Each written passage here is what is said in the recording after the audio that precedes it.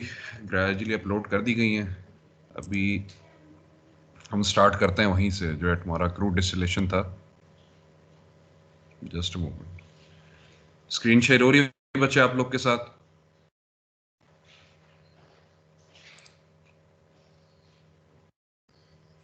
No sir. Sir अभी तक नहीं आई। देखें आई अब आ गई स्क्रीन? सर, आ गई आ गई आ गई आ गई। गुड। अच्छा जी, हमने कर लिया था, ओवरलैपिंग कर ली थी। अच्छा ये मुझे बताएं बच्चे कि फॉर ओवरलैपिंग कोई इश्यूज तो नहीं आ रहे थे? ओवरलैपिंग का जो जिक्र करा था हमने, समझने के लिहाज से किसी को कोई इश्यू आ रहा हो ओवरलैप का? एनीवन बेटा, या सबको समझ आ गया? सर एक क्वेश्चन था सर इसमें से। हाँ हाँ, पूछें पूछें। सर उसमें जो लिखा था ना 95%, अगर हमारे पास एक अचीव हो रहा है तो दूसरा 5% वहां से स्टार्ट होगा, तो ये सर एक ही टेम्परेचर पे दोनों कैसे हो सकते हैं सर? हो सकते हैं क्या? क्यों नहीं हो सकते? 95% अगर तुम्हारे पास एक पर्टिकुलर प्रोडक्ट का आ जाता है। देखो ओवरलैपिंग की तो मैं एक बड़ी प्यारी चीज समझा देता हूँ दोबारा, जो यहाँ पे, एक सेकेंड जस्ट मोमेंट। ओवरलैपिंग वाला कौन सा चैप्टर 2 था, चैप्टर 3 था? ओवरलैपिंग फोर्थ का है एक सर मेरा। 4 है सर, 4। चैप्टर 4 है। फिगर 4.2 है सर। फिगर 4.2, ठीक है, एक मिनट।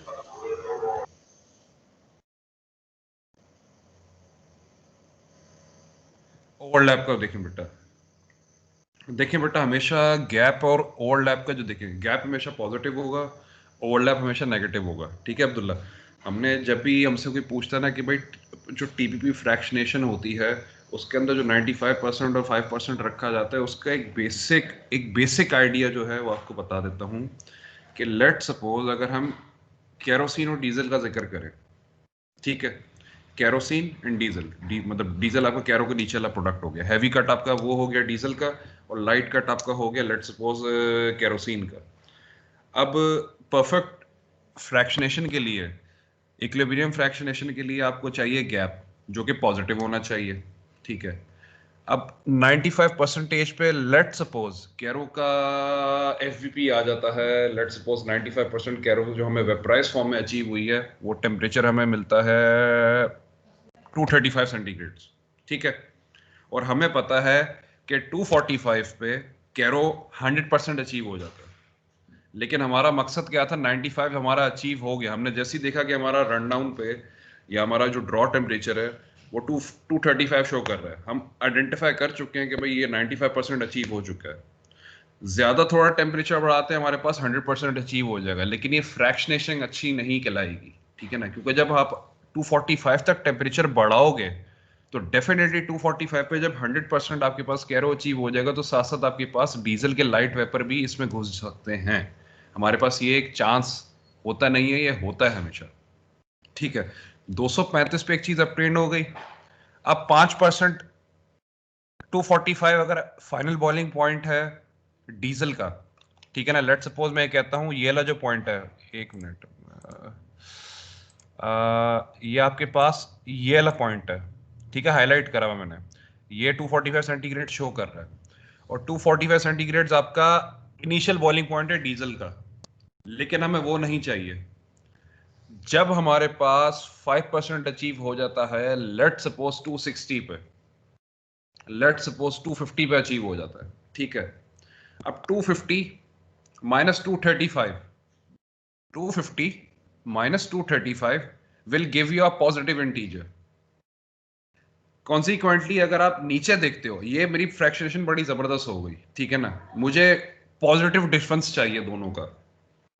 मेरे पास जब नेगेटिव डिफरेंस आ जाएगा वो ओवरलैप आ जाएगा, यानी कि अगर 235 पर 95% कैरो मिल रहा था तो जो आईबीपी का पॉइंट आपके पास गिवन होगा, मैं हाईलाइट कर देता हूं, ये आईबीपी का पॉइंट है, इसको हैवी कट का आईबीपी हमेशा ऊपर आना चाहिए। अगर आईबीपी हमेशा नीचे आ रहा है आपके 95% ऑफ द लाइट कट से, तो डेफिनेटली आपका ओवरलैप होना है, यानी कि यहाँ फ्रैक्शनेशन कोई खास नहीं हो रही। जाहिर सी बात है, हैवी प्रोडक्ट है, हैवी प्रोडक्ट का जो आईबीपी है या स्टार्टिंग पॉइंट है बॉइलिंग का, वो हमेशा लाइट कट के बाद ही आना चाहिए ना।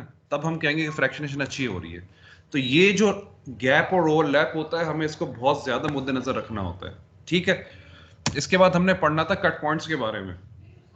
कट पॉइंट्स किसी बच्चे ने खोल के देखा था, आइडिया लिया था किसी बच्चे ने कि कट पॉइंट्स क्या होते हैं, क्यों रखे जाते हैं, क्या वजह है, ये कट पॉइंट का क्या कॉन्सेप्ट आया हुआ है? एनीवन?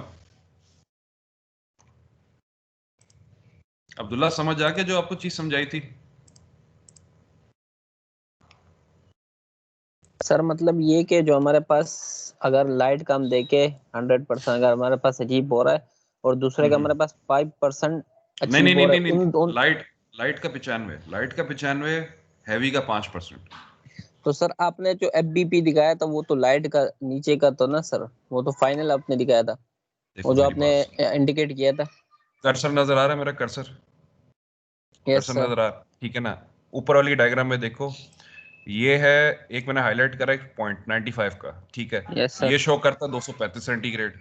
ये सही। जो एंड पॉइंट है दूसरा वाला, ये कैरो का एंड पॉइंट यानी कि फाइनल बॉइलिंग पॉइंट आ गया, ये कहते हैं 245 है, ठीक है। सही है। अब जो दूसरा प्रोडक्ट, इससे जो हैवी प्रोडक्ट होगा, उसका इनिशियल बॉइलिंग पॉइंट हमेशा लाइट का फाइनल बॉइलिंग पॉइंट बनेगा ना, ग्रेजुअली सही तो है। यही होना चाहिए, ठीक है। लेकिन मैं कहता हूं कि यार मैं इसके 5% को नोट डाउन करूंगा। जब मैं लाइट प्रोडक्ट के फाइनल टेम्परेचर से हट के मैं नीचे वाला टेम्परेचर लेना जिसमें मुझे 95% मिल रहा है, तो मैं हैवी के उस टेम्परेचर को नोट करूंगा जिसका मुझे 5% अचीव हो जाएगा। अब ये एक अंडरस्टूड सी बात है, कैरो लाइट है, डीजल हैवी है, तो डीजल का आईबीपी हमेशा कैरो के एफबीपी से ज्यादा ही आना चाहिए।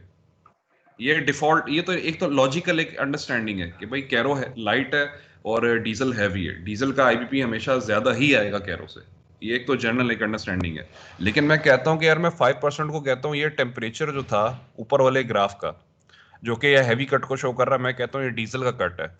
इस वाले पॉइंट पे एक टेम्परेचर आता है कि 5% डीजल वेपराइज हो चुका है, 95% कैरो हो गया, 5% डीजल वेपराइज हो गया। अब 95% पे टेम्परेचर था 235, 5% पे टेम्परेचर था लेट सपोज 255। अब आप जो डिफरेंस निकालोगे 255 माइनस 235 निकालोगे, 20 आ जाएगा। ठीक है ना। अब ये पॉजिटिव गैप आ रहा है, ये पॉजिटिव जो वैल्यू आ रही है ना आपके पास, ये आपके पास फ्रैक्शनेशन अच्छी शो कर रही है।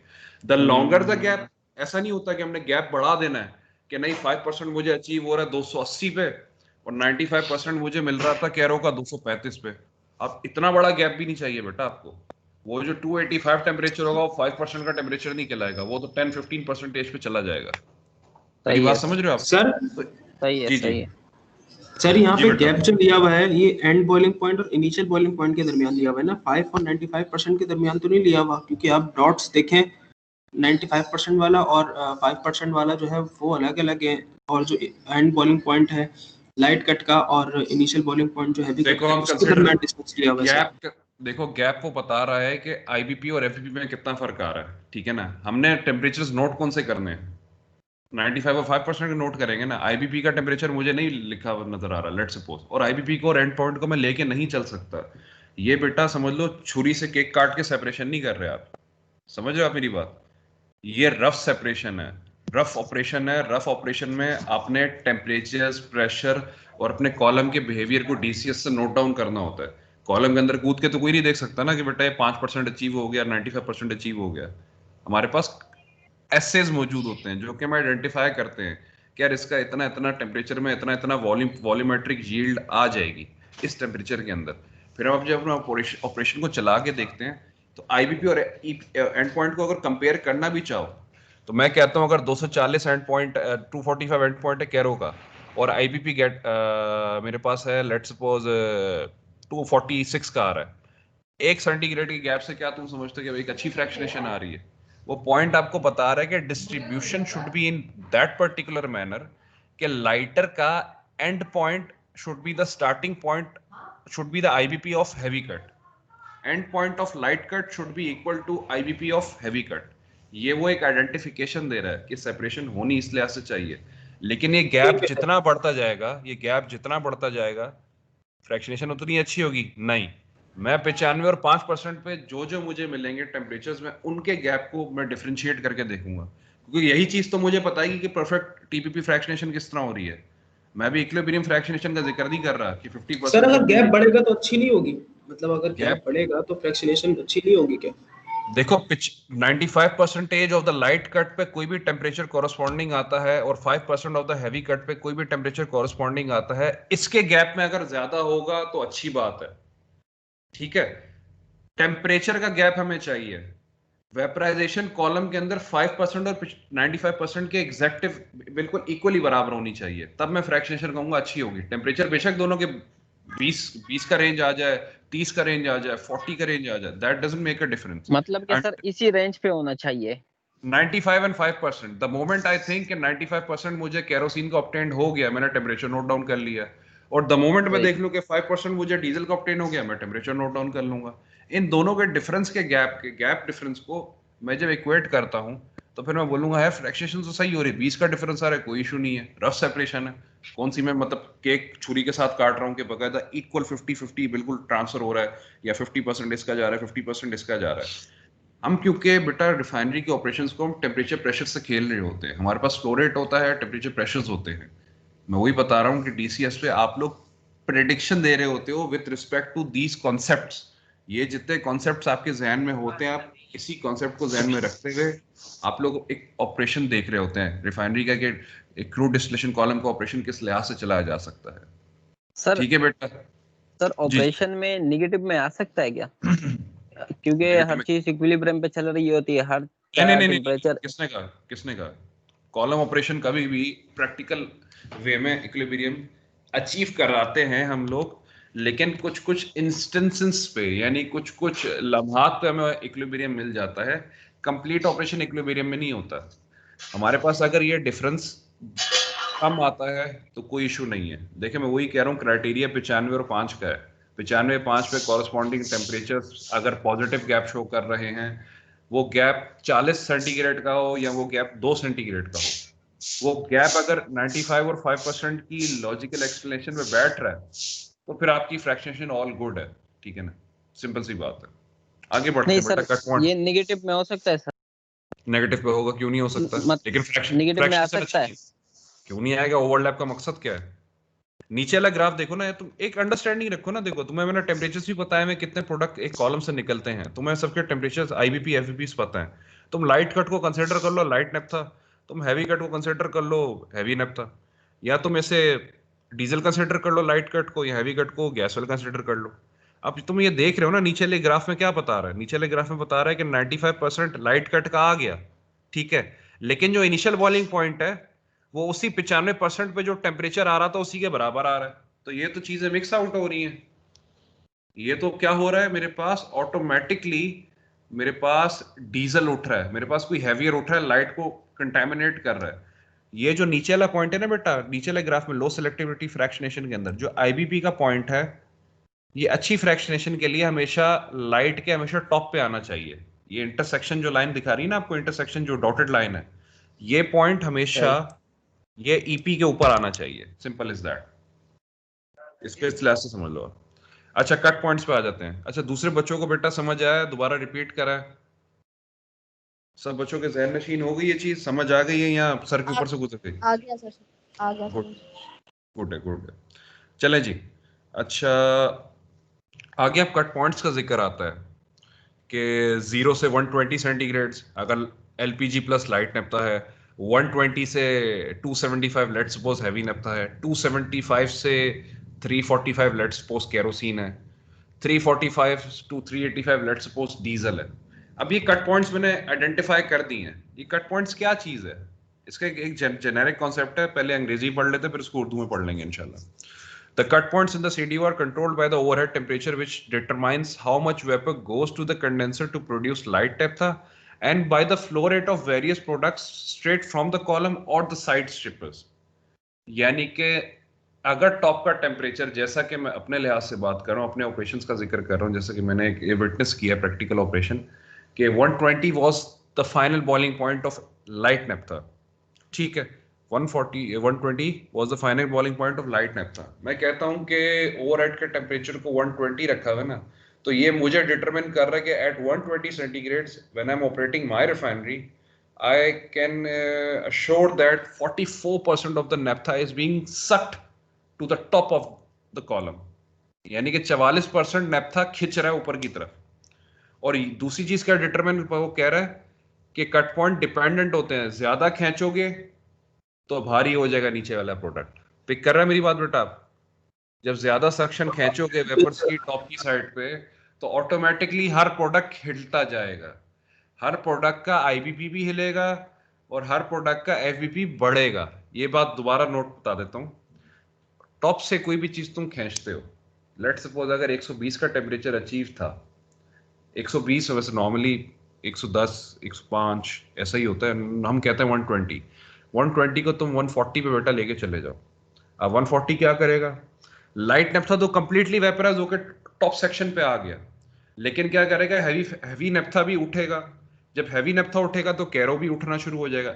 मकसद कहने का ये नहीं कि उसके वेपराइज होना शुरू हो जाएंगे, मकसद कहने का ये है कि वो एक सक्शन इस तरह की बैठेगी टॉप कॉलम पे, एक मतलब वैक्यूम एक तरह का इस तरह बैठेगा कि वेपर का लोड बढ़ जाएगा. ओवरहेड पे कंडेंसर आपका काम नहीं कर पाएगा, क्योंकि वेपर का लोड उसने लेट सपोज बर्दाश्त करना है ओवरहेड कंडेंसर ने 15,000 पाउंड पर आवर का, और नीचे से वेपर उठ के जा रहे हैं 20,000 के, तो आपके पास तो वो कंडेंसेशन तो सही से नहीं कर पाएगा. तो ये क्या पहला पैराग्राफ बता रहा है कि आप किसी एक प्रोडक्ट के टेम्परेचर को छेड़ोगे, हर प्रोडक्ट का टेम्परेचर छेड़ेगा, क्योंकि कॉलम के अंदर होता ही यही है. क्या कह रहा है? The atmospheric residue level control inside the column determines it's flow rate and दस इट्स इनिशियल कट पॉइंट. क्या कहता है दोबारा पूछ लेते हैं. सेकंड पैराग्राफ कहता है बेटा आपके सामने, what does the second paragraph से? The amount of light naphtha is determined by the dew point of naphtha at its partial pressure. Dew point क्या temperature होता है बेटा? That particular temperature at which we get a first drop. क्या होता है? phase change वाला हमारा drop मिल जाता है, which is close to its overhead temperature. Changing the draw off rate of any product, किसी भी प्रोडक्ट का जो कि साइड स्ट्रीम में आ जाता है. लेट सपोज अगर मैं कहता हूं कैरो का, अगर मैं कहता हूं डीजल, अगर मैं कहता हूं एटमॉस्फेरिक गैस ऑयल, मैं अगर नेफ्था को छेड़ रहा हूं तो ये तीनों ऑटोमेटिकली छिड़ जाएंगे. सर किस हद तक छिड़ेंगे? उस हद तक कि आपको बकायदा डिफरेंस नजर आए ऑपरेशन में, आपको कट पॉइंट्स में डिफरेंस नजर आए, आपको स्पेसिफिकेशंस में डिफरेंस नजर आए. आपको पता है कि मेरा कैरो का फ्लैश नहीं आ रहा, मेरा ओवरहेड का टेम्परेचर ज्यादा रखा हुआ है. ओवरहेड के टेम्परेचर ज्यादा रखने से क्या नुकसान हो रहा है? वेपर ज्यादा ऊपर उठ रहे हैं. जब वेपर ज्यादा ऊपर उठेंगे तो 95% वाला रेशियो है वो भी डिस्टर्ब होगा. कैरो 100% ऊपर उठ जाएगा, मैंने 100% ऊपर नहीं उठाना. जब 100% ऊपर उठ जाएगा, वेपराइज हो जाएगा, तो डेफिनेटली उसका जो हैवियर उसके नीचे जो मौजूद है उसके भी कुछ वेपर ऊपर उठेंगे. तो ऑटोमेटिकली मेरा क्या होगा? एक सीक्वेंस में मेरे जो ना स्पेसिफिकेशन आउट होती जाएगी. कैरो का फ्लैश निकल जाएगा, डीजल का पोर निकल जाएगा. पिक कर रहे हैं मेरी बात आप बेटा? कि एक चीज को छेड़ोगे, मतलब अगर कहते हैं ना एक जगह पे आप अगर आप हल्का सा पिंच आउट करते तो 3-4 जगहों को उसका इफेक्ट आ रहा है. अच्छा जी. दूसरा ये है कि आगे जी जी सर आपने बोला कि हम कंडेंसर से अगर सक्शन करें तो हमारे जो एफबीपी है वो बढ़ जाएगा. सर बढ़ेगा तो कुछ तो कम होना चाहिए. मेरी बात सुनो. सक्शन मैं कह नहीं रहा, सक्शन कोई सक्शन पंप नहीं लगा हुआ, मैं एक फिनोमेना बयान कर रहा हूँ कि वेपर्स ऊपर सक आउट हो रहे हैं. अब बताओ अपना सवाल. सर आपने बोला कि एफबीपी बढ़ जाएगा, लेकिन सर कुछ तो कम होना चाहिए, क्योंकि जब वैक्यूम डिस्टिलेशन होती है तो हमारा कम टेम्परेचर पे भी हमें सेपरेशन मिल जाती है. तो बेटा पार्शियल प्रेशर क्या होता है आपके पास? तभी आपको सेपरेशन मिलती है ना बेटा. इधर तो पार्शियल प्रेशर का जिक्र ही नहीं है, इधर तो एटमॉस्फेरिक प्रेशर का काम चल रहा है. अभी तो प्रेशर का गेम ही नहीं है, अभी प्रेशर का गेम नहीं है. अभी कहीं प्रेशर, हाँ प्रेशर का देखो कहीं जिक्र आ रहा है उसने. पार्शियल प्रेशर शायद यूज तो हुई भी है. वो नेफ्था को आइडेंटिफाई कर रहा है. वो क्या कह रहा है कि amount of light naphtha is determined by the due point of the naphtha, उस पार्शियल प्रेशर पे जिस पे मुझे ड्यू पॉइंट मिल रहा है. जाहिर सी बात है एक पर्टिकुलर टेम्परेचर है, उसमें मुझे ड्यू पॉइंट तो अचीव हो जाएगा ना. वो टेम्परेचर मैंने क्या रखा हुआ है? लेट्स सपोज 110 रखा हुआ. मिसाल ये क्या कहना चाह रहा है? अब तुम उससे नीचे उसने एग्जांपल दी है, इसको देख लो. एग्जांपल कहता क्या है? इसको अंग्रेजी से खेल रहा है, मतलब रिफ्लक्स से भी खेल रहा है. रिफ्लक्स से तो वो कंट्रोलिंग की तरफ जा रहा है, रिफ्लक्स से तो वो कंट्रोल कर रहा है. अगर मैं देखो सब कुछ ऊपर मैं ऑब्टेंड कर लेता हूँ, लाइट डेप्थ ऊपर ऑब्टेंड हो गया, उसको मैंने कंडेंस कर लिया, कंडेंस करके मैंने उसको आगे रन डाउन में भेज दिया. मैंने कॉलम के ऑपरेशन को क्या करना है? मैंने रेक्टिफाई भी तो करना है ना.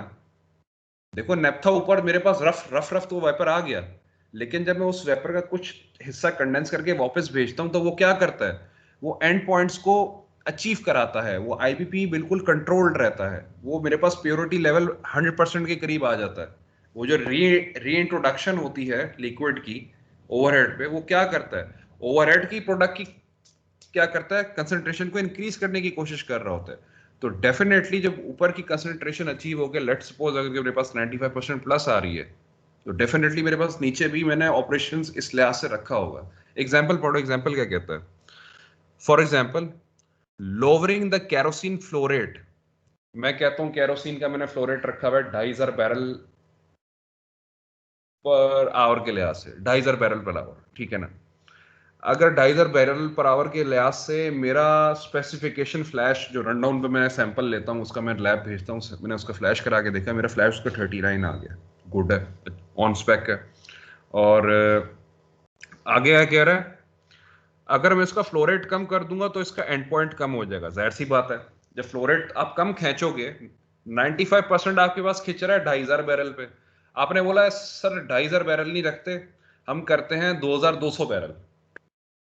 तो 2500 बैरल पे 95% अचीव हो रहा था कैरो, वो 95 अचीव जब नहीं हो रहा था 2500 पे, मैंने फ्लो रेट कम करा, वो 2200 पे आ गया। तो जाहिर सी बात है जो 95% था वो भी कम हो जाएगा, होगा कि नहीं कम होगा।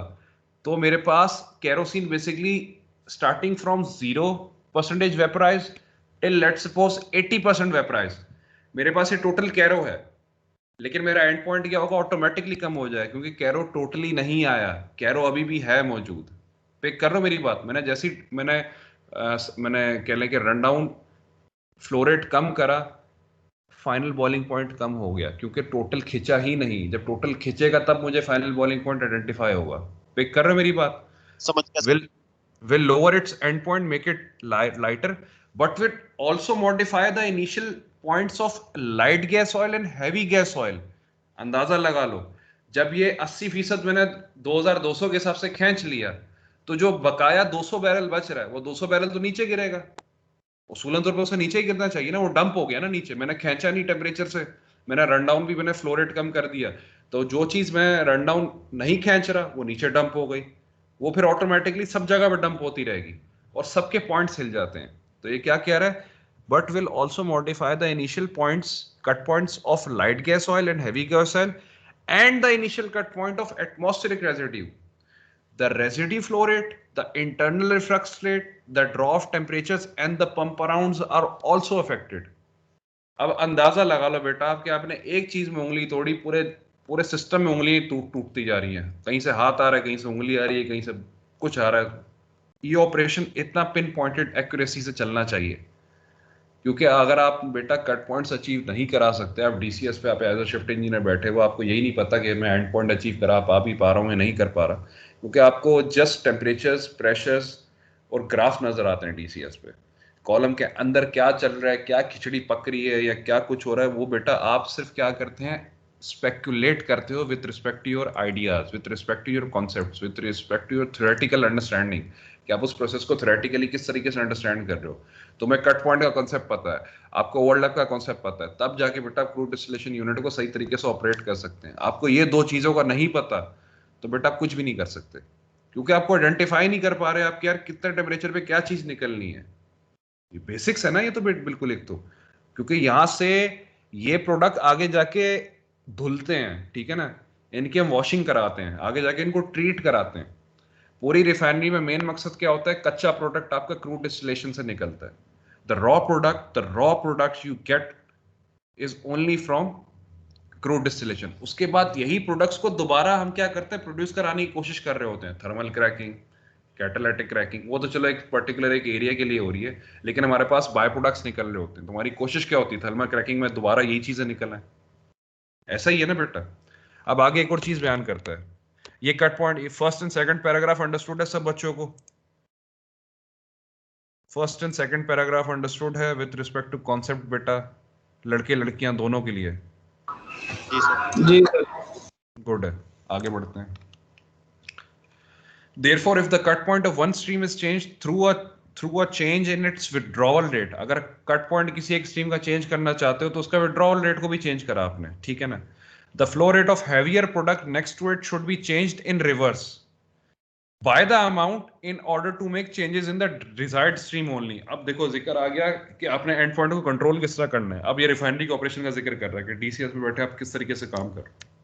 वो कहता है भाई अगर तुमने लेट सपोज मैंने ऊपर एक आपको कहानी बयान करी, 2500 बैरल आपका निकल रहा था बैरल पर आवर आपका केरोसिन, मैंने उसको कम कर दिया 2200 बैरल पे, ठीक है, 300 बैरल कम कर दिया। अब जब 300 बैरल कम करूंगा तो मैंने कैरो का ड्रॉ ऑफ चेंज करा है, तो उसूलन तौर पे इंजीनियर होने के नाते मैंने अपने ऑपरेशन को डिस्टर्ब नहीं करना। व्हाट विल आई थिंक, क्या इफ आई हैव अगर मैंने एक स्ट्रीम को हिट कर रहा हूं तो मैंने उसी स्ट्रीम के अंदर चेंजेस रखने हैं। कोशिश ये करनी है कि दूसरे प्रोडक्ट्स अफेक्ट ना हो, क्योंकि मैं एक प्रोडक्ट को अगर छेड़ रहा हूं तो मेरी कोशिश होगी कि दूसरे प्रोडक्ट्स पे उसका अफेक्ट ना आए। वो क्या कहता है कि इसको तरीकेकार क्या संभालने का। अगर आप दोबारा पढ़ के बता रहा हूं, if the cut point of one stream is change through a change in its withdrawal rate, कैरो की मिसाल दे दी अभी, जो उसके नीचे कैरो के नीचे क्या डीजल है, the flow rate of diesel next to it should be changed in reverse. अगर कैरो कम खींचा है तो डीजल ज्यादा खींचो। फॉर एग्जाम्पल क्या कह रहा है, if the end point of kerosene is lowered by decreasing the flow kerosene flow rate, वही बात कही 2500 से 2200 पे आ जाओ। जब तुमने फ्लो रेट कम खींचा तो उसका एंड पॉइंट भी कम आएगा, ठीक है, अंडरस्टूड सी बात है। The flow rate of diesel has to be increased by the same amount. जो 80% डंप अगर 80% अचीव हो रहा है, 20% डंप हो रहा है, या लेट सपोज 15% डंप हो रहा है, हम 95% के हिसाब से चल रहे हैं कि हमारे पास 100% जो 100% प्रोडक्ट होता है वो 95% सर वेपराइजेशन पे कॉरस्पॉन्डिंग टेम्परेचर शो कर रहा है। जी जी जी बोले। सर आपने बोला कि केरो को अगर कम करे तो डीजल ज्यादा होना चाहिए, सर ये कैसे है? ये दोबारा बता दो सर।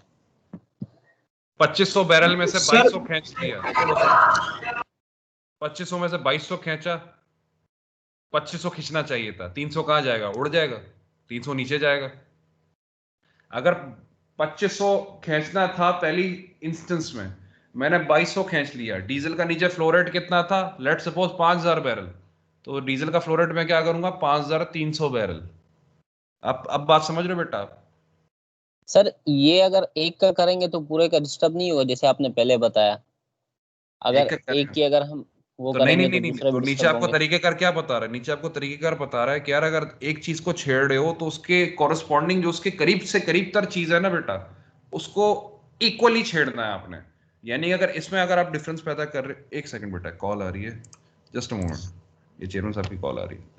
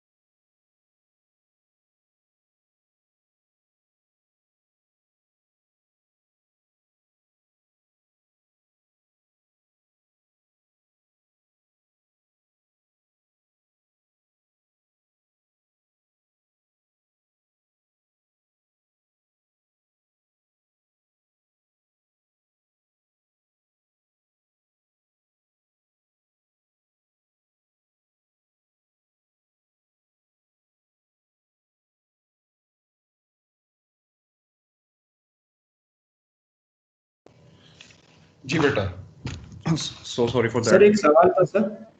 जी जी। सर जैसे कि अभी आपने कहा कि अगर मैं अपना लाइट कट जो है उसकी अगर मैं वो कम कर दूं, जैसे कि 2500 से 2200 कर दूं, तो हाँ हाँ। डीजल जो है सर उसकी प्योरिटी तो फिर अचीव नहीं हो पाएगी ना। नहीं नहीं नहीं नहीं नहीं नहीं नहीं, अब यही तो चीज़ है बेटा, मतलब समझ नहीं। अब मेरी बात सुन, देखो एक और चीज़ बता देता हूँ, इसको लिख लो बेटा। पानी यूनिवर्सल सॉल्वेंट है, पानी यूनिवर्सल सॉल्वेंट कहलाता है। जी जी सर जी। रिफाइनरी की जबान में कैरो एक यूनिवर्सल सॉल्वेंट है। कैरो को किसी भी चीज़ में डंप किया जा सकता है। कैरो की ऐसी प्रोविजन है कि कैरो को अगर मैं डीजल में डंप करूंगा, डीजल लाइट होगा, डीजल हैवी नहीं होगा। समझ रहे हो मेरी बात? डीजल को नीचे रेजिड्यू में तुम अगर डंप करते हो तो डीजल लाइट होगा, रेजिड्यू हैवी हो जाएगा। पिक कर रहे हो मेरी बात? जी सर, मतलब अगर मैं डीजल नीचे भेजूंगा तो डीजल लाइट है और रेसिड्यू हैवी है, ठीक है ना। एग्जैक्ट। अब देखो होता क्या है, अब तुमने अब तुम स्पेसिफिकेशंस पे आ जाते हो। अब हम जिक्र क्या कर रहे हैं? Light naphtha, heavy naphtha, kero, diesel, residue. अब हमने अब जिक्र क्या करना है कि ऑन स्पेक कौन सा आता है, स्पेसिफिकेशन किसकी। लाइट नफ्था की क्या अचीवमेंट होती है हमारे पास स्पेसिफिकेशन? उसका रीड वेपर प्रेशर, लाइट और हैवी का, ठीक है। कैरो का हमारे पास क्या देखा जाता है? फ्लैश देखा जाता है। और हमारे पास डीजल का क्या देखा जाता है? पोर और फ्लैश देखा जाता है। ऐसा ही है।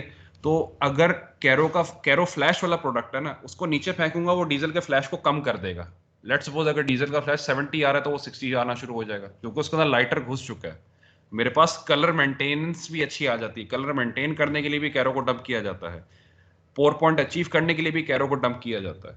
ये एक जेनेरिक एक कॉन्सेप्ट है। लेकिन अगर देखो तुम किसी भी एक सिंपल ABCD चल रहा है, अगर मैं बी को खींच रहा हूं 2500, मैंने बी को कम कर दिया 2200 पे, तो यार जो 300 मेरे पास आगे पीछे जा रहा है, ठीक है ना, ये 300 या तो नीचे की तरफ आएगा कोरोस्पॉन्डिंगली, उसके साथ जो बी के नीचे सी प्रोडक्ट है, मैं सी के अंदर 300 को अकोमोडेट करूंगा।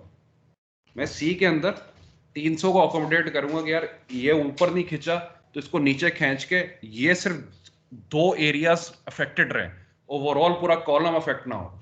अगर मैं जी 300 नहीं सर, खींच, हाँ अगर मैं मैं 300 भी नहीं यही खींच, हाँ देखो जी मैं सर, 300 मैं भी नहीं यही कह खींच, रहा था। मैं भी यही कह रहा था, लेकिन सर मैं बोल रहा हूँ कि डीजल मतलब हम लोग जो है केरोसिन और डीजल को सेपरेट आउट कर रहे हैं ना सर। तो वो सेपरेशन, चले आप कह लेंगे प्योरिटी जो है केरोसिन की, तो वो चले सही है 2500 की जगह 2200 आ गई, ठीक है ना। लेकिन डीजल की तो प्योरिटी खराब हो जाएगी ना सर, मैं ये कहना नहीं नहीं, चाह रहा हूँ, डीजल सेपरेशन नहीं खराब, होगी ना। नहीं नहीं नहीं नहीं नहीं नहीं, समझ नहीं रहे मेरी बात। देखो डीजल, डीजल की स्पेसिफिकेशन देखी जाती है। 95% हमारे पास अचीवमेंट होती है क्रूड डिस्टिलेशन के अंदर, ज्यादा से ज्यादा हर प्रोडक्ट खींचा जा सके। अगर कोई एक इंस्टेंस है मैं ज्यादा प्रोडक्ट नहीं खींच सका, देखो एक और एक फूड फॉर थॉट दे देता हूँ। एक कॉन्सेप्चुअल बात है। रिफाइनरीज जैसे कि मैंने पहले बताया था, डिजाइन की जाती हैं on the most expensive product you can get from the refinery, that is diesel. Diesel की मैक्सिमाइजेशन ज्यादा रखी जा रही होती है, ठीक है। एक मिसाल है कट के लिहाज से, वो कह रहा है कि अगर अगर अगर आपके पास आप किसी एक प्रोडक्ट को छेड़ते हो, चाहे ओवरहेड का है या साइड ड्रीम मतलब साइड ड्रॉ है, आप उसके कॉरस्पॉन्डिंगली नीचे जो चीज होगी, क्योंकि लाइट का तो जिक्र ही नहीं हो रहा ना, हैवी का जिक्र हो रहा है। हैवी को आपने कॉरस्पॉन्डिंगली चेंज करना है। अभी स्पेसिफिकेशन भूल जाओ, प्योरिटी भूल जाओ, सब चीजों को भूल जाओ। अभी तो तुम क्या कर रहे हो? कट पॉइंट्स को अचीव कराना चाह रहे हो, जो कि तुमने ऑलरेडी आइडेंटिफाई करे थे क्रूड एसे में कि यार ये कट पॉइंट्स आने चाहिए। लेकिन विथ रिस्पेक्ट टू ऑपरेशन मेरे पास कुछ ऐसी कंस्ट्रेंट्स आ गई कि मैं लेट सपोज 2500 खींच ही नहीं पा रहा, जो कि मेरा daily 365 days a year 365 days a year मेरा एक प्रोडक्ट फ्लो चलता है। मैं कहता है मैंने 1-2 महीने ऐसा है कि 2200 खींच रहे हैं क्रूड का मेरे पास। लेट सपोज क्रूड मेरे पास ब्लेंड में चल रहा है, मेरे पास रेशो चेंजेस आए हुए हैं, तो मैं कम कम खींच रहा हूँ। मैं सिर्फ टेम्परेचर को ध्यान में रखते हुए ये कह रहा हूँ कि अगर मैं एक को छेड़ूंगा तो उसके बिल्कुल करीब से करीब जो चीज होगी उसको उतने ही लिहाज से छेड़ना है मैंने, ताकि ये एक पर्टिकुलर एरिया में डिफरेंस मेंटेन रहे और एक एरिया में ही डिफरेंस मेरा क्या हो जाए, मिनिमाइज हो जाए। Simple is that. Cut points का सिर्फ ये कॉन्सेप्ट है। अभी अभी तुम इसको सिर्फ इस चीज से समझो। मैं ऑपरेशनल पॉइंट ऑफ व्यू से ठीक तुम्हारे है सर। सामने चीजें बयान कर रहा हूँ कि कैरो को डंप कर दो या डीजल को थोड़ा सा और उठा दो या डीजल को थोड़ा खींच दो, ये बात की बात है, मैं आपको इंशाल्लाह बता दूंगा। अच्छा, नीचे क्या कह रहा था कि therefore if the cut point of one stream is changed through a change in a, ठीक है। अब नीचे क्या कहता है? that side stream rate also affects the temperature at the withdrawal tray। That side stream rate, यानी side stream का rate है, ज्यादा खींचोगे तो ज्यादा टेम्परेचर बढ़ेगा, कम खींचोगे तो कम टेम्परेचर शो करेगा, ठीक है। The internal reflux rate affects the degree of fractionation. It can be increased by increasing the heater outlet temperature and by lowering the pump around duty in the lower section of the column. When less heat is removed by lower pump around, more vapors will be available up the column. More internal reflux is produced as the vapors are condensed. यानी कि क्या कह रहा है, pump around कम कर दो। अब दूसरी चीज है, आप साइड स्ट्रीम से जिक्र कर रहे हो, साइड स्ट्रीम का टेम्परेचर, साइड स्ट्रीम से अगर ड्रॉप बढ़ाओगे तो टेम्परेचर बढ़ेगा, कम खींचोगे तो कम टेम्परेचर बढ़ेगा। लेकिन दूसरी चीज क्या कह रहा है कि यार जो ट्रे टू ट्रे जो नीचे लिक्विड गिर रहा होगा आपके पास, वो इंटरनल रिफ्लक्स। सर ये दोबारा बताइएगा साइड स्ट्रीम से टेम्परेचर किस तरह से इफेक्ट हो रहा है? देखो, एक तुम्हारे पास रन डाउन वाल्व है, 100% ओपन करोगे तो कैरो का temperature let suppose 245 and point है, वो 250 आ रहा है, 255 आ रहा है। आप 100% कभी नहीं खींचते, कभी भी कॉलम से 100% नहीं खींचा जाता, लेकिन आप खींच रहे हो, ठीक है ना। लेट सपोज आपको बस अचानक ही आपको बस खारिश हुई कि नहीं यार मैं 100% खींचूंगा। अब आपने 100% खींच लिया तो ऑटोमेटिकली क्या होगा, एंड पॉइंट कैरो का बढ़ेगा, फ्लो रेट बढ़ेगा, ठीक है ना। आपकी हर चीज हैवी हो जाएगी, आपका डीजल भी हैवी हो जाएगा, ठीक है। अब इस सारी सूरत के पेश नजर उसने कहा है कि यार ट्रे टू ट्रे भी तो कुछ लिक्विड गिर रहा होगा, क्योंकि continuously feed is getting inserted into the column, continuously vaporisation is taking place.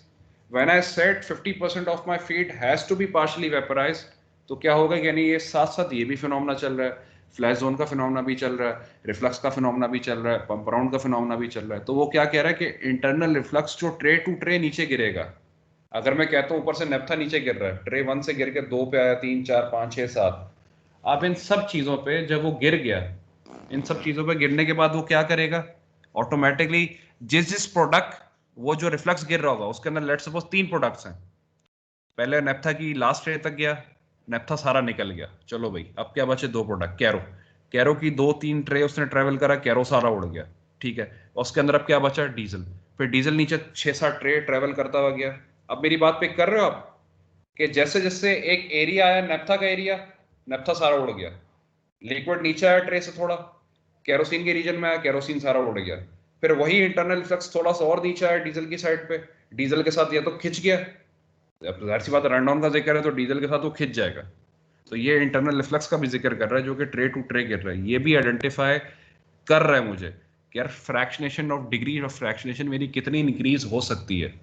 आगे क्या कहता है, it can be increase by increasing the heater outlet temperature, यानी 50% इफ प्रोडक्ट, एक सेकंड बेटा होल्ड करिएगा 1 मिनट।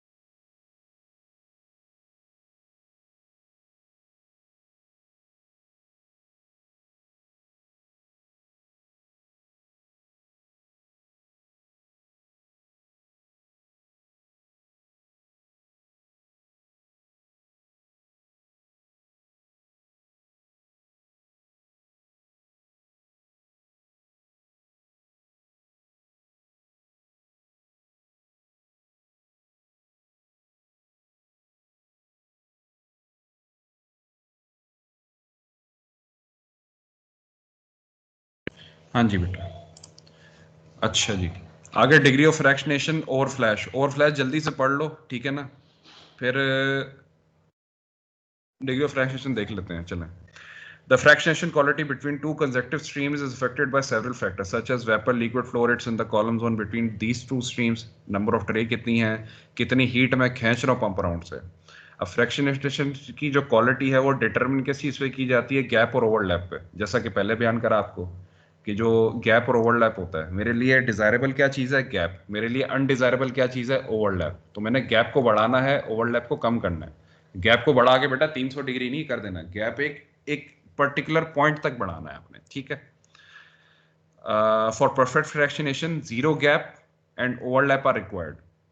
Gap zero, overlap भी zero. देखो मैंने क्या बताया था, डिफरेंस ज्यादा हो फायदेमंद है, पॉजिटिव डिफरेंस हो चाहे कम से कम ही क्यों ना हो तब भी दरकार है, और कह लो फेवरेबल मेरे लिए एक कंडीशन होगी कि मेरे पास अगर गैप पॉजिटिव आ रहा है, चाहे 2 सेंटीग्रेड का आ रहा है चाहे 3 सेंटीग्रेड का आ रहा है, फ्रैक्शनेशन तो सही हो रही है ना, दैट इज व्हाट मैटर्स। ठीक है, अब आ जाता है ओवर फ्लैश का concept.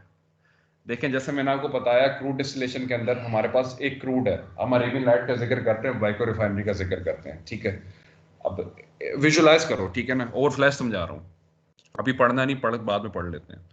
Over flash basically extra 3 से 5% अपने क्रूड को वेपराइज करना होता है। वजह क्या होती है, अगर 12% नेफ्था है,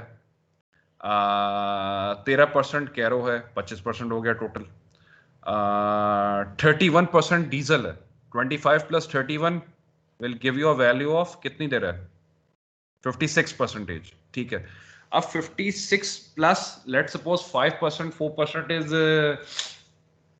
gas oil, let us suppose it is gas oil, हम उसको भी खींच रहे, हमने गैस ऑयल का कट भी निकाला था। मैं कहता हूं ये 56 से बढ़ के 4% आपका आ गया 60%।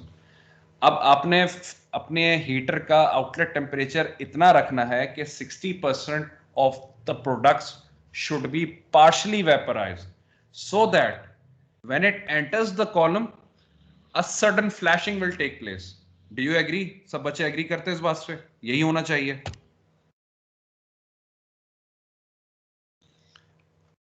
बेटा ये बच्चे जाग रहे हैं, सो रहे हैं सारे? 38 के 38 बच्चे,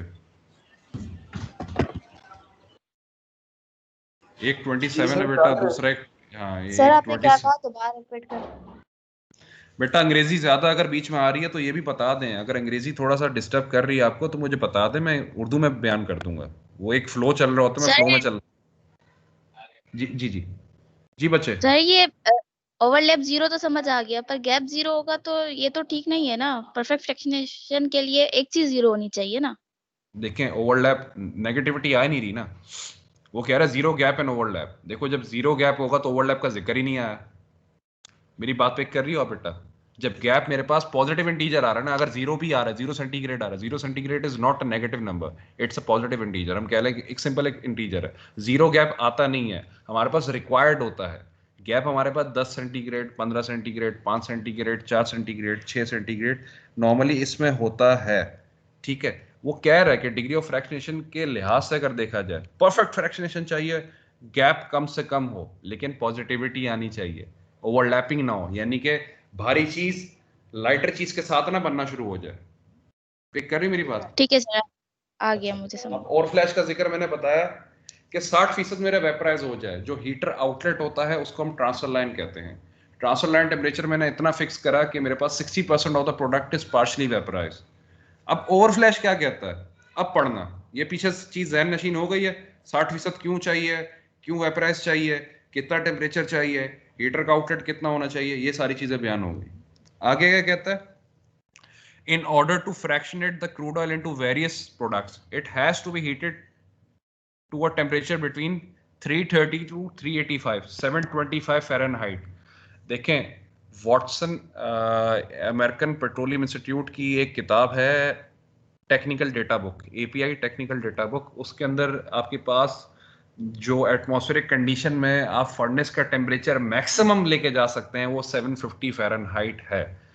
अबव 750 फ़ारेनहाइट आपके पास डिकम्पोजिशन स्टार्ट हो जाती है। तो इधर इसने क्या बयान करा है, 750 की लिमिट से नीचे एक बात बयान करी है कि 725 Fahrenheit should be the maximum, और let's suppose you can achieve it to this particular temperature depending on the crude composition. The partially vaporised crude transfer to the flash zone of the column located at a point lower down the column। ठीक है, वही बात आ गई, मतलब striping section के let's suppose 20 tray हैं, 20 tray के striping section की जो पहली ट्रे होगी वो फ्लैश जोन कहलाएगी, और रेक्टिफाइंग सेक्शन का जो बॉटम जोन होगी वो फ्लैश जोन कहलाती है। ऐसा ही है, फर्नेस का आउटलेट टेम्परेचर इतना होना चाहिए कि आपके सारे प्रोडक्ट्स वेपराइज हो जाएं। ठीक है, दोबारा पिक कर, ये हाईलाइटेड कर रहा हूं, फर्नेस आउटलेट, ठीक है ना, फर्नेस का आउटलेट टेम्परेचर इतना होना चाहिए कि आपके पास सारे प्रोडक्ट्स वेपराइज हो जाए, ठीक है, अबव द फ्लैश जोन, और प्लस आपने 3 से 5% बॉटम को भी वेपराइज कराना है। अब क्या कह रही है, अब सुनिएगा जोर से।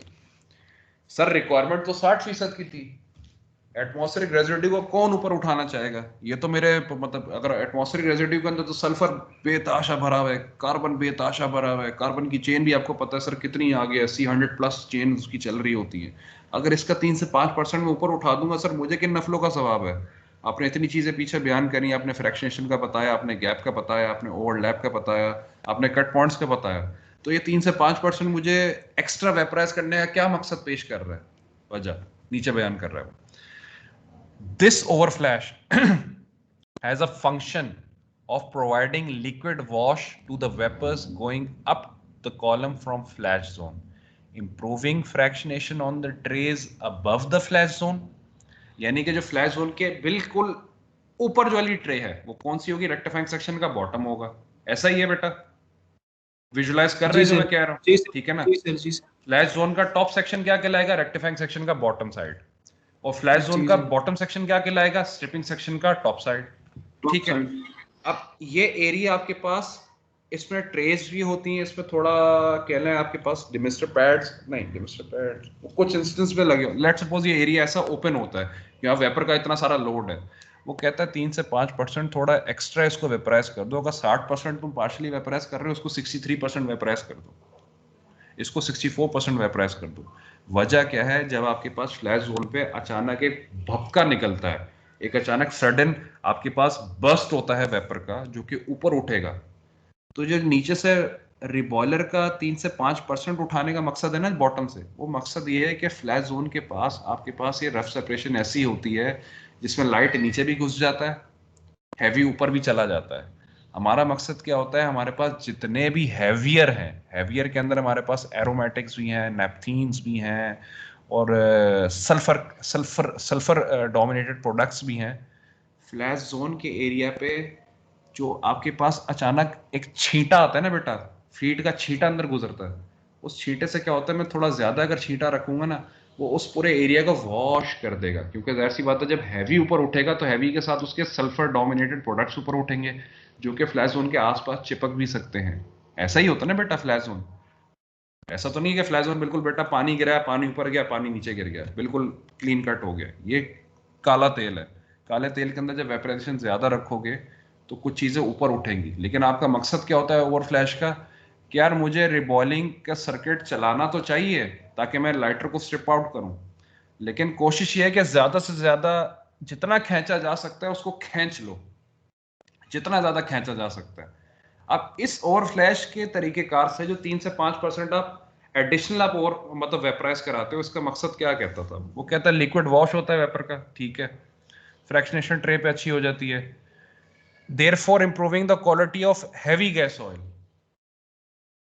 therefore improving the quality, यानी कि फ्लैश जोन के पास पास कौन सा होगा? फ्लैश जोन के नीचे तो बेटा सारा बॉटम है, फ्लैश जोन के बिल्कुल जो टॉप पे आती है चीज वो आपके पास लेट्स वो डीजल हो सकता है, वो क्या है गैस ऑयल है, यानी कि आपके पास ट्रेस ज्यादा हैं तो उसने इसको गैस ऑयल कंसिडर कर लिया, ठीक है। And reducing the overlap with bottom products below the flash zone, this necessitates that there must be few trays in the region between the flash zone and the heavy gas oil draw off. The overflash provides heat input to the column in excess to the heat to that needed to distill the overhead products. It also prevents coke deposition on the trays in the wash zone. The furnace outlet temperature is controlled to keep coking inside the furnace tubes. ठीक है ना, क्योंकि coking outside पे चला जाए अब मैं बर्दाश्त नहीं कर सकता, आउटसाइड होगी तो जाहिर सी बात है बेटा पूरा ऑपरेशन ही हिल गया ना। And in column flash zone to a minimum. However, if the composition of the crude plays a part in determining the maximum temperature allowed, paraffinic crude oils crack more readily than aromatic or asphalt based crude. तभी आपके पास पाकिस्तान में national refinery जो कि lubricating oils बनाती है, और आपने शायद ये चीज़ नोट की हो या ना की हो, हमारे पास अरेबियन लाइट बहुत ज़्यादा इंपोर्ट होता है। उसकी वजह यह है कि वो पैराफिनिक क्रूड है। पैराफिनिक क्रूड के अंदर आपके पास एल्केन्स ज़्यादा होते हैं। एल्केन्स ज्यादा होंगे तो वैक्सी मटेरियल भी ज्यादा होगा। पिक कर रहे हो मेरी बात? ल्यूब का रेंज भी आपके पास पैराफिनिक क्रूड में ज्यादा होता है, तभी पैराफिनिक क्रूड ऑयल ज्यादा इंपोर्ट किए जाते हैं पाकिस्तान में। ये ओवरफ्लैश का एक छोटा सा कॉन्सेप्ट है। फिर कॉलम का सर प्रेशर का जिक्र। जी जी सर आगे नहीं बढ़े सर, यही बताएं सर, ये अभी ये क्लियर नहीं हो पाया सही उससे ओवरफ्लैश। 60% प्रोडक्ट निकल रहा है, 60% का तुमने 3 से 5% और बढ़ा दिया।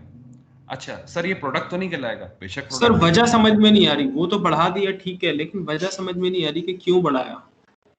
देखो बेटा, वो नीचे तुमने इसकी, ये तुम्हें क्या नीचे कह रहा है, ये क्या कह रहा है कि ये कोक डिपोजिशन को भी रिमूव करता है, ठीक है, और ओवरऑल आपके पास एक जो स्टिकीनेस होती है ना फ्लैश जोन के अंदर, कभी फ्लैश जोन आप लोगों ने देखा नहीं तो मैं आपको विजुलाइज नहीं करा सकता। फ्लैश जोन के अंदर होता यही है कि जब बेटा फीड आपके पास पार्शली वेपराइज आती है ना, तो वो क्या देखती है, वो एरिया ढूंढती है, द एरिया जिसमें वो एक्सपेंशन की तरफ चला जाए।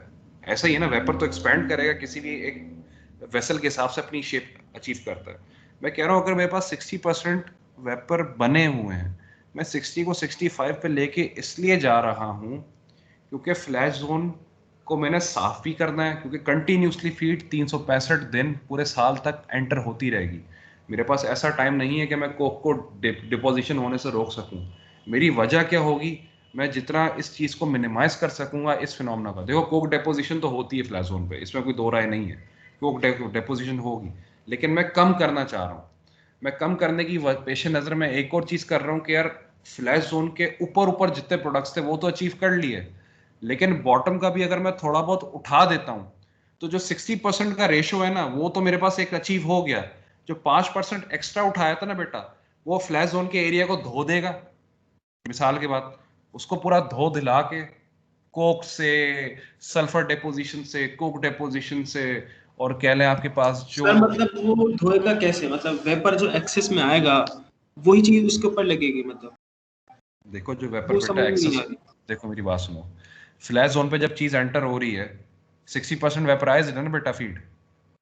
जैसी फ्लैश जोन जी के मुंह पे चीज आई तो आपके पास ये फीड फ्लो रेट आया मुंह पे, बिल्कुल फ्लैश जोन के 60% तो सारा भाप था, वो 60 का 60% क्या चला गया, ऊपर उठ गया, खाली फ्लैश जोन खाली पड़ा हुआ है, ठीक है ना, रफ सेपरेशन है। उसके ठीक है। बकायदा नीचे क्या बचा, बॉटम प्रोडक्ट बच गया, जिसको हम रेजिड्यू कहते हैं, जिसको हम फर्नेस ऑयल कह देते हैं आम जबान में। अब मैं फर्नेस ऑयल को थोड़ा सा, अब मैंने टेम्परेचर इतना ज्यादा रखना है कि फर्नेस ऑयल भी थोड़ा सा उठे। वजह कि फ्लैश जोन को एक मॉइस्ट रखता हुआ और उसकी वॉल्स पे, उसकी ट्रेस पे अगर कोई चीज मौजूद है, क्योंकि बेटा ये बहुत कहते हैं ना जंगली फ्लैशिंग हो रही होती है, बहुत जंगली पने से फ्लैशिंग चल रही है। मैंने थोड़े से प्रोडक्ट को ऊपर उठाने की वजह यही होती है कि उस पर्टिकुलर फ्लैश जोन पे कंटिन्यूसली फीड एंटर करती जा रही है। तो अगर मेरे पास कोक डिपोजिशन कंटिन्यूसली होती जा रही है, मैंने ओवर फ्लैश दिया हुआ ही नहीं है, मैं ओवर फ्लैश दे ही नहीं रहा, वो कोक डिपोजिशन बाय डिफॉल्ट होगी बेटा।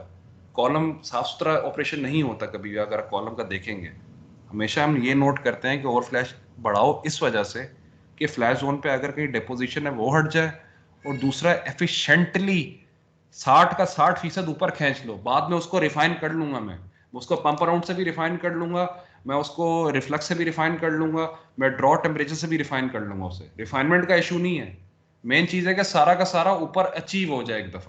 एक दफा निकल गया तो निकल गया, बाद में फिर जो चीज नीचे डंप हो गई उसको फिर आप क्या करोगे, अपनी यूटिलिटीज को इस्तेमाल करते हैं, हीट करोगे, फिर दोबारा इंट्रोड्यूस करोगे बॉयलर को, फिर दोबारा डिबॉयलर पे जाएगा, हीट होगा, फिर दोबारा ऊपर जाएगा। अब ये जितना लूप चलता जा रहा है ना, इस लूप को भी कम करना है मैंने। लूप को इस सिर्फ एक वजह से बॉटम के लूप को चलाया जाता है। फ्लैशिंग अगर की है, ओवर फ्लैशिंग की है, तो 2-3 लूप्स के अंदर आपका वो ओवर फ्लैशिंग का इफेक्ट मिनिमाइज हो जाता है, और आपने सिर्फ बॉटम के टेम्परेचर को मेंटेन रखना होता है। रिबॉयलर का यहाँ पे रिफाइनरी में मकसद नॉर्मली ये किया जाता है कि अगर लाइटर है तो ठीक है, लेकिन मेन मकसद यही है कि बेटा जो फ्लैश जोन के ऊपर वाला प्रोडक्ट है उसके ड्रॉ ऑफ के अंदर एक अच्छा फेवरेबल चेंज आता है ओवर फ्लैश से।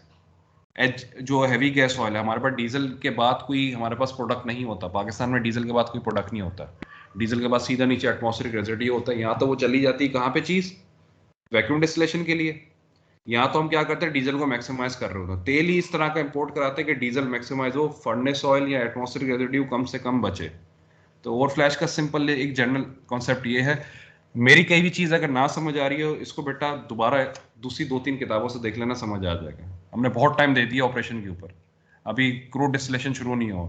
कॉलम प्रेशर पढ़ लेना, ओवरहेड टेम्परेचर पढ़ लेना बेटा, प्री फ्लैश कॉलम्स की क्या ज़रूरत होती है इसका जिक्र भी पढ़ लेना बेटा।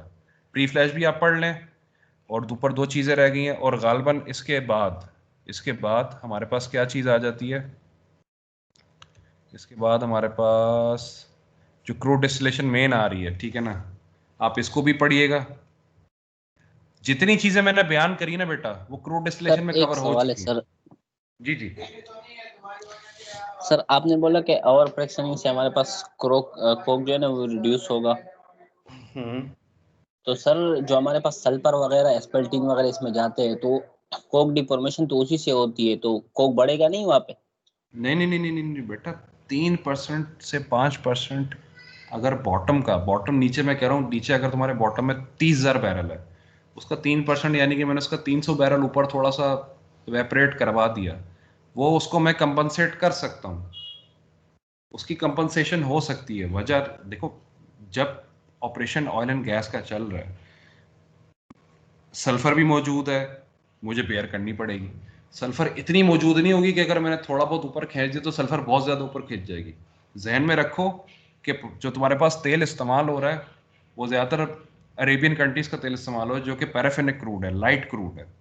तो ये एक चीज़ अंडरस्टैंडिंग आ जाती है कि यार ज़्यादा से ज़्यादा अगर आपने प्रोडक्ट गेन करने हैं तो आप थोड़ा सा ओवरफ्लैश इस वजह से भी करा दें कि फ्लैश जोन के बॉटम पे जो आपके पास, या फ्लैश जोन के मुंह पे जो आपके पास प्रोडक्ट अचीव हो रहा है, आप उसके भी एंड पॉइंट्स को इनिशियली तौर पे थोड़ा सा आप फिक्स आउट कर सकते हैं ओवरफ्लैश से। यानी कि इस एक चीज़ से 6-7 मकासद हासिल हो रहे हैं। एक मकासद हासिल नहीं हो रहा कि सिर्फ फ्लैश जोन को धो दो आप, ऐसा मकासद नहीं है। 2-3 और मकासद जो हम हासिल कर लेते हैं। मैं वही कह रहा हूँ, अगर मेरी चीज़ अगर आपको नहीं समझ आ रही, आप इसको 1-2 बुक्स से दोबारा खोल के देख लें, आपको इंशाल्लाह समझ आ जाएगा। अगर नहीं समझ आता ओवर फ्लैश का कॉन्सेप्ट, तो आप इसको नेट से नोट डाउन कर लीजिएगा। अगर स्टिल नहीं समझ आता तो मैं फिर आपको अपने तरीके से दोबारा और समझाने की कोशिश करूँगा। ठीक है सर बेटा? 2-3 पॉइंट इसके बता दो कि फायदा क्या है, 2-3 पॉइंट बस। भाई फ्लैश जोन धुलती है, कोक डिपोजिशन कम होती है, ये 2-3 पॉइंट बता दिए हैं। अब ये 2-3 पॉइंट को मैं तस्वीर साजी में तुम्हें दिखा नहीं सकता कि यार वाकईतन ऐसी चीज़ हो रही है कि नहीं हो रही। मैं तुम्हारी बात समझ गया हूँ, तुम्हें समझ क्यों नहीं आ रहा। जिस तरह एक पिक्टोरियल रिप्रेजेंटेशन हर चीज़ की हो रही है, तो इसकी पिक्टोरियल रिप्रेजेंटेशन हो जाती तो और अच्छा अंडरस्टैंडिंग आ जाती। ओवर फ्लैश कह रहा हूँ, जितना मैंने समझाया उतना ही है। अगर वो नहीं पल्ले पड़ता, आप उसको खुद गो थ्रू करके देखो, नेट पे जाके देख लो what is over flash, what is the purpose of over flash, आपको ऑटोमेटिकली समझ आ जाए क्यों किया जाता है। उधर भी यही चीज़ें लिखी आएंगी। लेकिन आप वो कह रहे हो ना कि यार इसको मैं समझूं किस तरह, यानी कि फ्लैश पे अगर 60% वेपर है तो 65% वेपर डालने का मुझे क्या फ़ायदा हासिल हो रहा है? यही तो फ़ायदा हासिल हो रहा है कि कोक की डिपोजिशन कम हो रही है। आपका जो जो बॉटम मोस्ट प्रोडक्ट है, जो बॉटम मोस्ट लाइट प्रोडक्ट है, आप उसके एंड पॉइंट्स को आप अरेंज कर सकते हैं। मतलब मकासद 3-4 हासिल हो सकते हैं। पिक कर रहे हो मेरी बात? अच्छा, बकाया बच्चे बेटा, दूसरे जो बच्चे गालबन खामोश तमाशाई बन के बैठे रहे हैं, जिन्होंने हाँ हूँ भी नहीं करा, गालबन उन बच्चों को भी समझ आया है?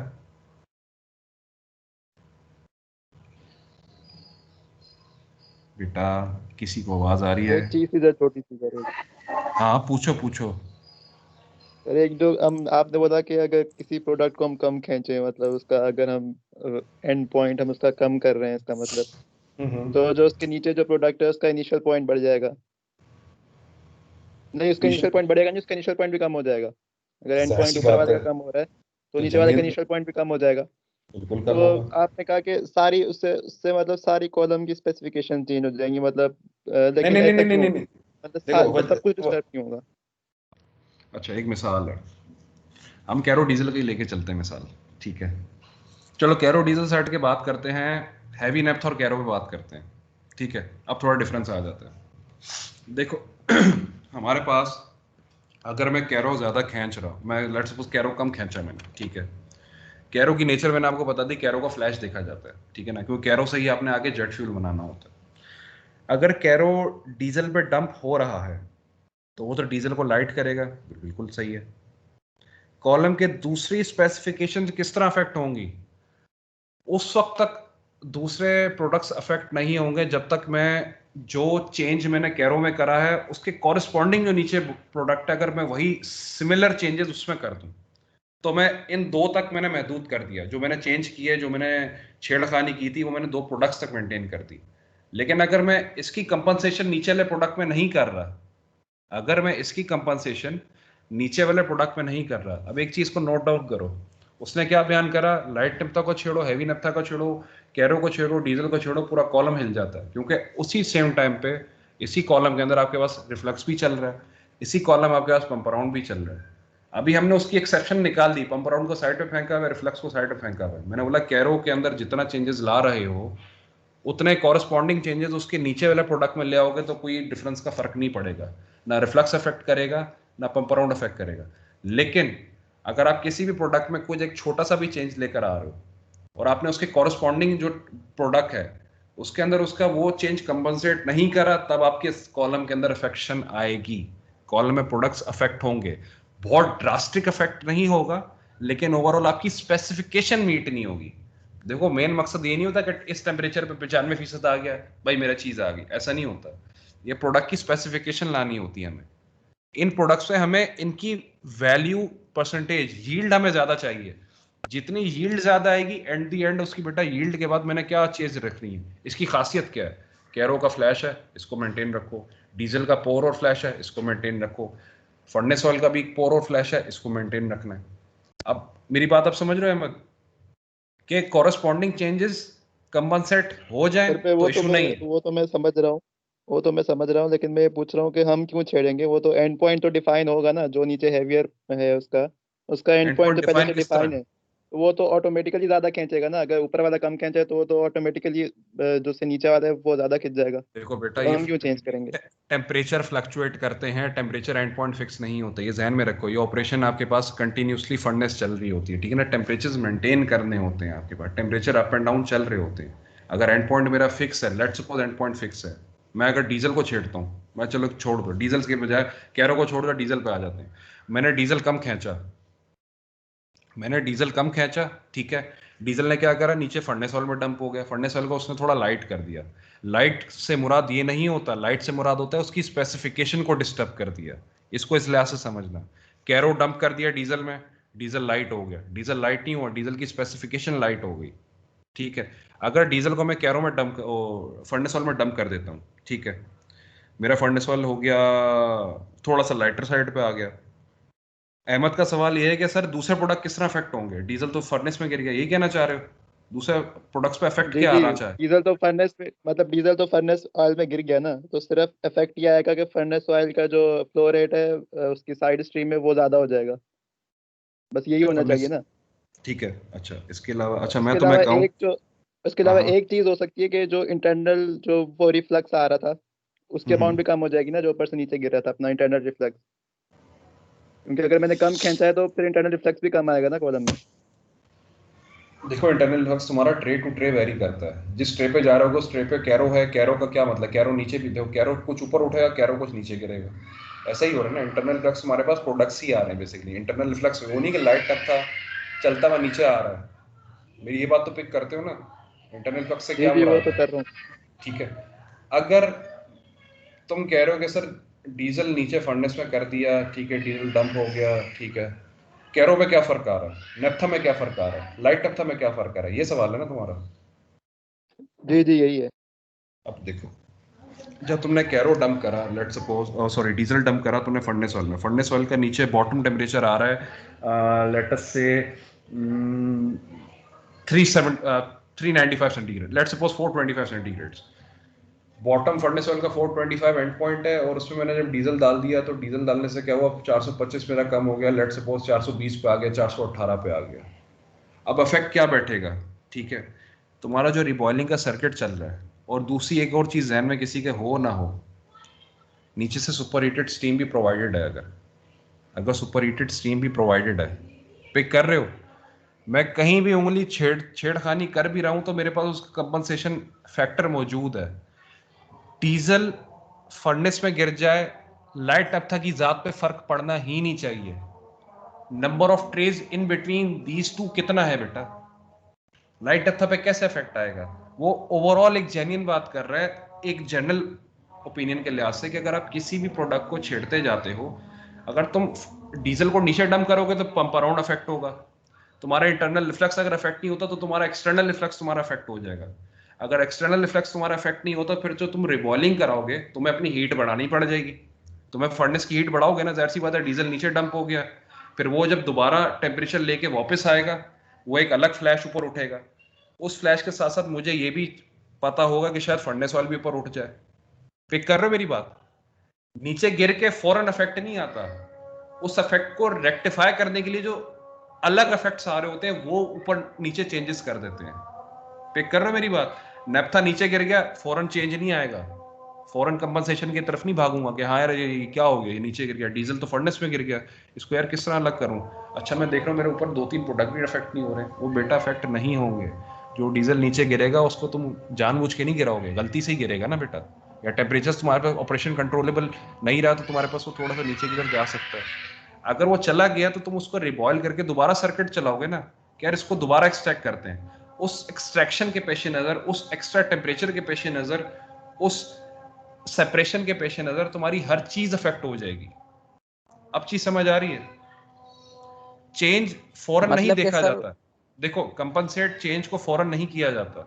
अगर मैं चीज को डंप कर रहा हूं या खींच रहा हूं ज्यादा या कम खींच रहा हूं तो वो डिपेंडेंसी मेरे ऊपर है ना बेटा। मैंने ड्रॉ कम कर लिया, अगर मेरी कोई कह लो लेट्स सपोज अगर कंसंट्रेशन इफेक्ट हो रही है तो उसको मैंने रेक्टिफाई करने का तरीका मेरे पास क्या है यार, मैं दोबारा टेम्परेचर का एक लूप चला दूंगा, दोबारा हीटिंग का लूप चलाऊंगा। उस हीटिंग के लूप के बाद जो दोबारा मेरे पास चेंजेस आएंगी प्रोडक्ट के अंदर, वो तो हर प्रोडक्ट को अफेक्ट करेगा कि नहीं करेगा? क्योंकि रिबॉयलर क्या करता है, हीट गेन करके दोबारा इंसर्ट करता है, लाइटर्स को स्ट्रिप आउट भी कर रहा है और उस स्ट्रिपिंग के पेश नज़र वो हीट भी ऐड कर रहा है कॉलम के अंदर।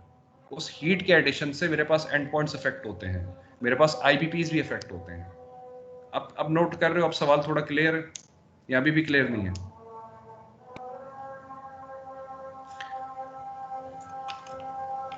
हेलो हेलो जी सर। अहमद कहाँ चला गया? सवाल पूछ के गायब हो गया। इधर ही हूँ, अहमद इधर ही हूँ। हाँ क्लियर हुआ बेटा? सर वो तो मुझे क्लियर हो गया है जो आप बोल रहे हैं, लेकिन मैं ये बोल रहा था कि जो उससे जो नीचे वाली जो स्ट्रीम है ना, जो उससे नीचे वाला जो आपका फ्रैक्शन है, सिर्फ वो डिस्टर्ब होना चाहिए, पूरा कॉलम नहीं होना चाहिए। देखो नीचे वाली चीज डिस्टर्ब, मैं वही कह रहा हूँ, एक दफा एक चीज किसी दूसरे में डंप हो गई उसको तुम फौरन के फौरन रेक्टिफाई नहीं करते। तुम्हारे पास टेम्परेचर क्या चल रहा है, ऑपरेशन क्या बेस पे चल रहा है? टेम्परेचर डोमिनेटेड चल रहा है, टेम्परेचर के ऊपर इफेक्ट सारे देखे जा रहे हैं, ठीक है ना। अगर कोई चीज डंप हो गई है तो टेम्परेचर कम था तभी डंप हुई है। अब जब मैं टेम्परेचर बढ़ा के उसको दोबारा उस चीज को रेक्टिफाई करने की कोशिश करूंगा, उस रेक्टिफिकेशन के अंदर बेटा आईबीपीज और एंड पॉइंट्स मेरे अफेक्ट होंगे। फौरन गिरने से अफेक्ट नहीं होता, उस अफेक्ट को रेक्टिफाई करने के दौरान मेरे पास जो मैं ऑपरेशंस के अंदर चेंजेस लाऊंगा उससे एंड पॉइंट्स और आईबीपीज अफेक्ट होते हैं। फौरन गिरने से कभी लाइट नफ्था अगर मेरे पास हैवी नफ्था में डंप हो जाए, हैवी नफ्था पे की जात पे कुछ फर्क पड़ेगा या कैरो की जात पे कुछ फर्क पड़ेगा? कुछ फर्क नहीं पड़ना। पिक कर रहे हो? लेकिन बाद में जब मैं उसको दोबारा उस ऑपरेशन को मैं क्या करूंगा, मैं उसको खराब चल रहा था उसको दोबारा रेक्टिफाई कर रहा हूँ। रेक्टिफाई किस तरह करूंगा यार, ऊपर ओवरहेड का टेम्परेचर इतना ज्यादा था ही नहीं, वेपर इतने ऊपर उठे ही नहीं, वो हैवी नेफ्था की साइड पे ज्यादा टेम्परेचर था, वो जितना उठ रहा था वो हैवी नेफ्था ज्यादा खींच लिया, लाइट नेफ्था भी साथ खींच गया। अब ओवरहेड के टेम्परेचर का मेंटेन करना है, कैसे करें? जाहिर सी बात है फिर वो एक आपके पास एक लूप चलता है जो आपके पास इनिशियल वर्किंग के बाद आप जो चेंजेस करते हो वो आईबीपीज एंड पॉइंट्स को अफेक्ट करता है। फौरन अफेक्शन नहीं आता बेटा। फौरन आपको सिंपल ये पता लग जाएगा, आपने रन डाउन टेम्परेचर देखा डीसीएस पे, नॉर्मली आपके पास डीजल का आता है 365 आता है, अभी आपके पास टेम्परेचर आ रहा है 320। आप सर पकड़ के बैठे हो यार ये 320 क्यों आ रहा है, ये तो साला ये तो 345 तो इसका नॉर्मल 95 होता है और मेरे पास 320 आ रहा है। मैं क्या करूंगा यार, जाके पता करो, जाके रन डाउन पे जाके सैंपल लो, पीला पीला तो नहीं आ रहा ज्यादा, पीला पीला ग्रीनिश तो डीजल नहीं आ रहा, डीजल के अंदर थोड़ा काला कालापन आना चाहिए, थोड़ा डार्क कंप्लेक्शन आनी चाहिए। मैं टेम्परेचर मैं मतलब रन डाउन सैंपल देख के बोल दूंगा कि यार इसका कैरो डंप हो रहा है, ऐसा करो कैरो का टेम्परेचर बढ़ा दो। अब कैरो का जब टेम्परेचर बढ़ाऊंगा तो बेटा उसका जो स्पेसिफिकेशन होगी ना, जो मैं 39 फ्लैश पॉइंट लाना चाह रहा हूँ, वो सिंगल रन में नहीं आती, वो 3-4 घंटे के ऑपरेशन के बाद मुझे फ्लैश अचीव होगा, वो फौरन फ्लैश अचीव नहीं होता। आप समझ रहे हो? एक ऑपरेशन अपना बयान कर दिया, जैसे ऑपरेशन मैं करता लेके चलता रहूं आगे।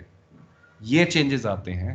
ड्रास्टिक चेंजेस फौरन नहीं आते। किताब कहती है कि ड्रास्टिक चेंजेस आते हैं जरूर आते हैं, लेकिन जिस ऑपरेशन को हम मुद्देनजर रख के चल रहे हैं और जिस लिहाज से हम अपने अपने पाकिस्तान के सिनेरियो में जिक्र कर रहे हैं ना, पाकिस्तान के सिनेरियो में मैंने एक रिफाइनरी में काम कर रहा है, मैं उस ऑपरेशन पॉइंट ऑफ व्यू से आपको चीज़ बयान कर रहा हूँ कि उस इफेक्ट को रीट्रेट करने के लिए, रिकंस्ट्रक्ट करने के लिए मुझे फ्लैश, अब जैसे वही बात कर रहा हूँ ना, अगर एक प्रोडक्ट मेरा कोई हिल जाता है, ठीक है, मैं उसकी कंपनसेशन लाते लाते मुझे 3 से, जी बेटा, जी मैं ला देता हूँ, अच्छा मैं ला देता, ठीक है बेटा, 1:15 हो गए, बच्चों की भी बेटा बस हो गई है मेरा ख्याल है।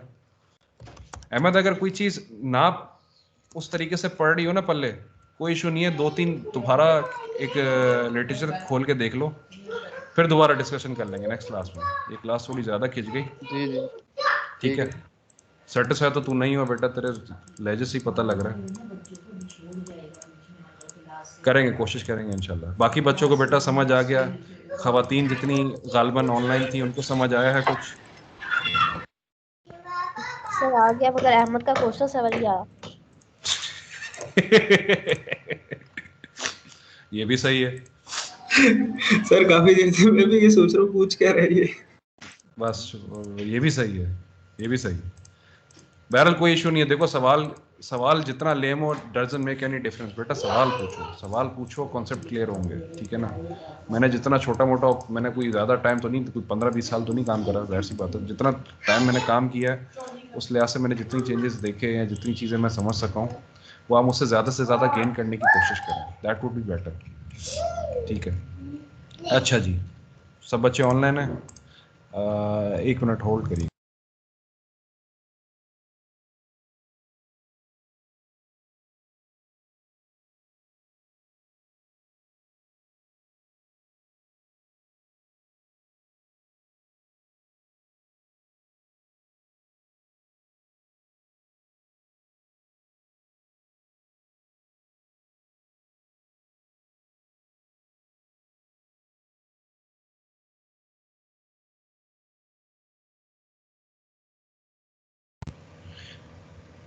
रेहाम समझ आ रहा है सही?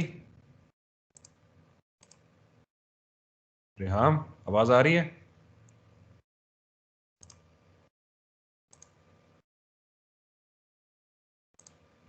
इसको आवाज नहीं जा रही बच्चे को?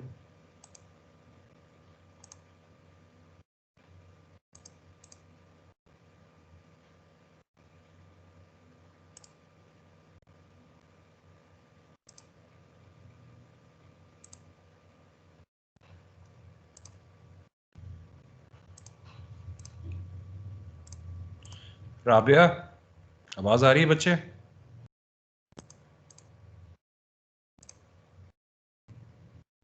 यस सर, आ रही है। बच्चे समझ आया आपको? जी सर। थोड़ा थोड़ा या बस आ गया? सर थोड़ा थोड़ा आया है। थोड़ा थोड़ा। मारूख आप सर आप बताएं। कुछ कह रहे हैं? आप बताता हूँ। मारूख आवाज आ रही है बच्चे?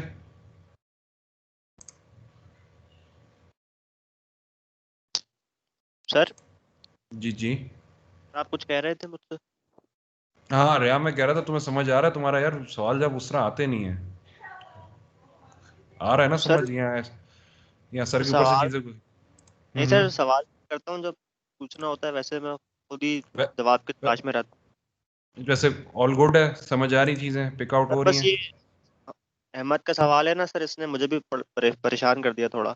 नहीं, ये ये सवाल बेसिकली इसका सवाल देखो, इसका सवाल बिल्कुल सही था। इसका सवाल ये था, ये कह रहा था कि सर जिस तरह जैसे किताब कह रही है ना, किताब तो कहती है कि सडन चेंजेस आ रहे हैं, आप कह रहे हैं सडन चेंजेस नहीं आ रहे हैं, आप कह रहे हैं 3 से 4 घंटे लगेंगे दोबारा ऑन स्पेक लाने के लिए। पॉइंट और इनिशियल पॉइंट में ही फंसा हुआ था अभी, क्योंकि जो मैंने सवाल किया था पहले, वो मेरा ये अच्छा। सवाल था कि अगर हम ज्यादा खींच रहे हैं कंडेंसर की तरफ वेपर को, तो आपने पहले बोला था कि जो एंड पॉइंट है वो बढ़ जाएगा, और बढ़ना भी चाहिए क्योंकि उसको टाइम ही कम मिल रहा है अंदर रहने के लिए। एग्जैक्टली। लेकिन जब आप अहमद को समझा रहे थे, और ये भी यही कह रहा था, emphasize कर रहा था इस बात पे कि एंड पॉइंट कम हो जाएगा, घट जाएगा, ये बात में कॉन्ट्रडिक्शन है, बहुत समझ में नहीं आ रही। मैं आपको बता दूंगा मैं आपको बता दूंगा। जी हाँ मैं ला देता हूँ, मैं सब ला देता हूँ बेटा अभी इसको नेक्स्ट क्लास में डिस्कस करते हैं, ठीक है। आप लोग की अटेंडेंस हो गई बेटा, ठीक है। गालबन अगर कोई चीज़ आप जी सर ये 65 के अटेंडेंस लगा दी गया, इसने आधी क्लास दी है, ये बोल रहा लाइट चली गई। हाँ मैं नज़र आ रहा है ऑनलाइन नज़र आ रहा है, नो इशू, ठीक है। आप लोग ख्याल रखें अपना, जिस बच्चे की अटेंडेंस नहीं लगी या जो बच्चा अवेलेबल नहीं था मुझे बता दे बेटा। और दूसरी चीज़ है, गालबन हमारी 1 फरवरी से अगर क्लासेस स्टार्ट हो जाएंगी तो बेटा ये कोशिश करिएगा कि जो बच्चे गालबन नहीं आते, अटेंडेंस पे थोड़ा सा जो है ना खींचमतानी हो जाएगी। अभी अटेंडेंस पे इतनी खींचमतानी नहीं है, बच्चे जो कर रहे हैं करते हैं, कोई इशू नहीं है। लेकिन बच्चों से बोलें बेटा सिर्फ क्लास ख़त्म होने के टाइम ही ऑनलाइन आ जाया करो, अटेंडेंस लगा के फिर ऑफलाइन चले जाएगा, लेकिन अटेंडेंस पूरी लगवा लिया करें, ठीक है ना। ये ज़हन नशीन रखें, ठीक है बेटा। जज़ाकल्लाह, नेक्स्ट क्लास में इंशाल्लाह मुलाकात होती है। जज़ाकल्लाह खैर।